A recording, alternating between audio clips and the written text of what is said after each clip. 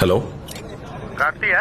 ஆமா, நீங்க தாய்லாந்துக்கு ஒரு இல்லீகல் பார்சல் நீங்க அனுப்பியிருக்கீங்க. அதுக்காக உங்களை டிஜிட்டல் அரெஸ்ட் பார்சலா? சிபிஐல இருந்து உங்களை கான்டாக்ட் பண்ணுவாங்க. ஃபர்தர் இன்வெஸ்டிகேஷனுக்கு ரெடியா இருங்க. அவங்க கேட்கிற டீடைல்ஸ் பூரா சார் இல்ல சார், அது பார்சல் தான் அனுப்பல சார்.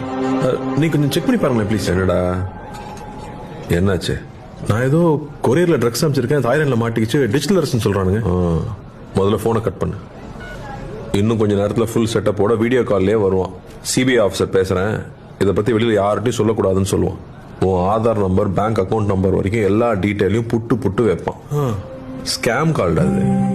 ஸ்கேம். இந்த மாதிரி சிபிஐல இருந்து பேசுறோம், அமலாக்கத்துறையில இருந்து பேசுறோம்னு சொல்லுவாங்க. உங்களுக்கு பரிசு விழுந்திருக்குன்னு சொல்லுவாங்க. பேங்க்ல இருந்து பேசுறோம், உங்க ஓடிபி நம்பர் கொடுங்கன்னு சொல்லுவாங்க. இப்படி பல வித்த வச்சிருக்கானுங்க, ஏமாந்துடாதீங்க. நம்மளுடைய பேராசையும் அறியாமையும் தான் இந்த மாதிரி சைபர் ஃப்ராட்ஸ்க்கான மூலதனமே. டிஜிட்டல் அரெஸ்ட்ங்கிற ஒரு சட்டமே நம்ம சட்டத்துறையில இல்ல, நம்ப வேண்டாம். இதுல மக்கள் பல கோடி ரூபாய் ஏமாந்துருக்காங்க. இதுல ஏமாந்தவங்க சின்னவங்க பெரியவங்க, படிச்சவங்க படிக்காதவங்கன்ற பேதமே இல்ல. வீட்டில் இருக்கிற எல்லாரையும் எஜுகேட் பண்ணுங்க, முக்கியமா பெரியவங்க.